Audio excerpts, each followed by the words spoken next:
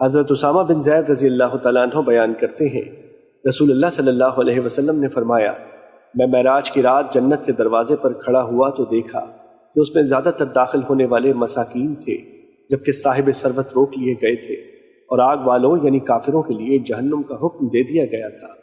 اور میں باب جہنم پر کھڑا ہوا اور دیکھا کہ اس میں جانے والوں کی اکثریت عورتوں کی تھی۔ مشکات المصابیح حدیث نمبر 5233۔ حضرت ابن عباس رضی اللہ تعالیٰ عنہ بیان کرتے ہیں، رسول اللہ صلی اللہ علیہ وسلم نے فرمایا، میں نے جنت میں جھانک کر دیکھا تو اس میں اکثریت فقراء کی تھی، میں نے جہنم میں جھانک کر دیکھا تو میں نے دیکھا کہ وہاں اکثریت عورتوں کی ہے۔ مشکات المصابیح حدیث نمبر 5234۔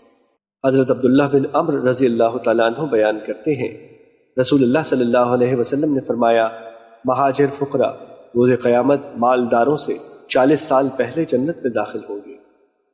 مشکات المصابیح حدیث نمبر 5235۔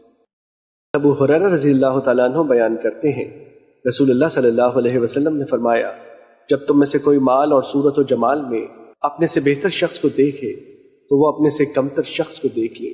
اور مسلم کی روایت میں ہے، فرمایا، دنیاوی امور میں اپنے سے کمتر شخص کو دیکھو اور اپنے سے بہتر شخص کو نہ دیکھو، کیونکہ یہ زیادہ لائق ہے کہ تم اللہ کی ان نعمتوں کو حقیر نہ جانو جو اس نے تم پر انعام کی ہے۔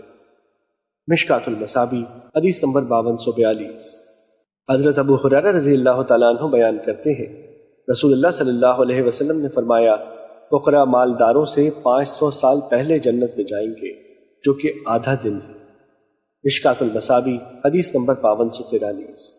حضرت ابو دردہ رضی اللہ تعالیٰ عنہ نبی صلی اللہ علیہ وسلم سے روایت کرتے ہیں، آپ صلی اللہ علیہ وسلم نے فرمایا، مجھے اپنے ضعیفوں میں تلاش کرو، تم اپنے ان کمزوروں ہی کی وجہ سے رزق دیے جاتے ہو یا مدد کیے جاتے ہو۔